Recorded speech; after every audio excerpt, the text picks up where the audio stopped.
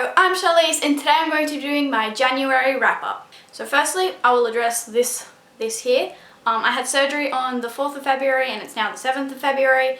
I had to get a cyst taken out, like right here in my wrist, and possibly there are some ligament issues, but I don't know yet. I have to go back and see the doctor, but we'll see. And hopefully my wrist is now fixed because I haven't been able to use it for a long freaking time. So in January I read 4 things. 3 of those were books and 1 of them was a graphic novel, so let's just get started. The first book I finished in January was Heidi by Johanna Spiri. I think that's how you say her name, I'm not really sure.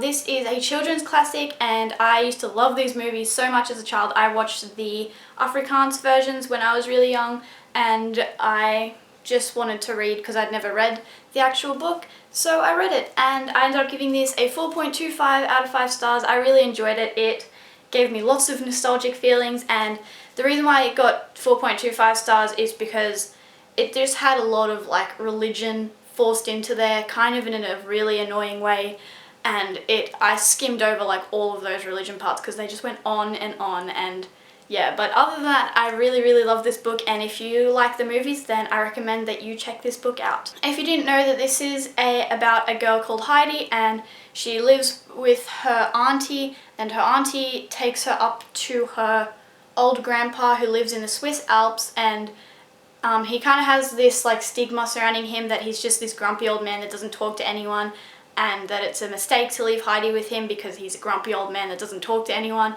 But then they start to form a bond, and she starts to change him and she starts to change everyone around her, and it's just it's about her growing up and all of her shenanigans. And the second book that I finished in January was freaking huge, and that is Harry Potter and the Order of the Phoenix by J.K. Rowling. This is the 5th Harry Potter book, and if you didn't know, this is the first time I'm actually reading through them. So I've never read these books and I've never watched the movies. I'm watching the movies as I go. So this month I read and watched this movie.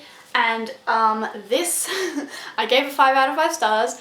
I think this is my favourite one so far. I'm not sure. It's between this and Goblet of Fire. Not sure, but I was kind of scared of this one because it's so big. It's like 900 pages long or something, and but I flew through it. I was reading like towards the end, I was reading like 200 pages a day, which is not something that I'm usually able to do. And yes, I just loved it so much. I loved how this took on a more dark tone than the rest of the books, and just like, oh, I just loved the darkness of it, and it just got more serious, I feel like. And I think that the reason why I like this one the best so far is just because the characters are closer to my age now, basically, because I haven't been able to read these where the characters are close to my age, and this one they're kind of closer towards my age because I'm 18, they're like 16 in this book, I think. And I understand now why everyone hates Umbridge so much.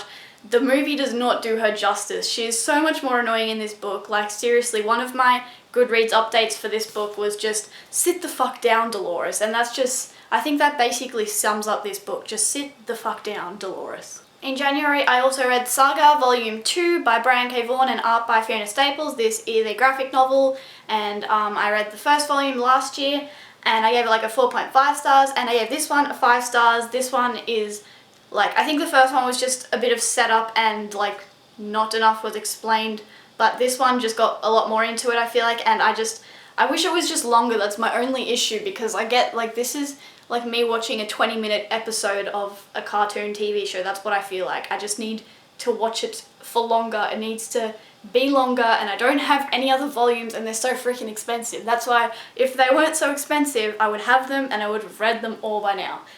But yes, I gave this a 5 out of 5 stars, and if you haven't picked up this and you want to try a graphic novel series, I definitely recommend this one, but be warned that it has some like sexual content in it, and it's pretty like, they don't hide anything visual, basically. Especially this one. This one was freaking disgusting, okay? And the last book that I finished in January was The Sacred Lives of Minnow Bly by Stephanie Oakes, and I gave this a 4 out of 5 stars. I kind of struggled with rating this one. I think I gave it a 4.5 at first, and I was like, nah, 4 stars. Then I was like, maybe I should give it a 4.25. But I settled on 4 stars. So this book follows our main character, Minnow Bly, and she's like a 17-year-old girl, and basically at the start of the book, you know that she has had her hands cut off and that she's been involved in a cult. So this book just kind of explores cults, and it follows two different timelines. It follows what happened in the cult up to its demise, which you see in the start of the book, and it also follows Minho Bly's time in juvenile detention. And I don't want to give anything away about why she's in juvenile detention and stuff, but I really loved, this book did not bore me at all. It was just so gripping, but the thing that made me take a star off was just I didn't feel completely connected to the characters, and I feel like there wasn't enough development shown, and also some things weren't fully explained. I felt like there were just some things that I was like, wait, but what about that thing? Like, did they explain that to me? But I still definitely recommend this to you if you think that it sounds interesting. The writing is absolutely beautiful. Stephanie Oakes has like a degree in poetry, I think, and you can definitely tell it's very poetic writing style, and I really loved that writing style, and I loved the story. And I did love one of the side characters, Angel. She was probably my favourite character, but I feel like there just weren't enough side characters, or they weren't like explored enough. There's a psychiatrist in here, and I would have liked to have seen him explored more. And yeah, I felt like there was just Minho Bly, and it focused on her and not enough on the other characters.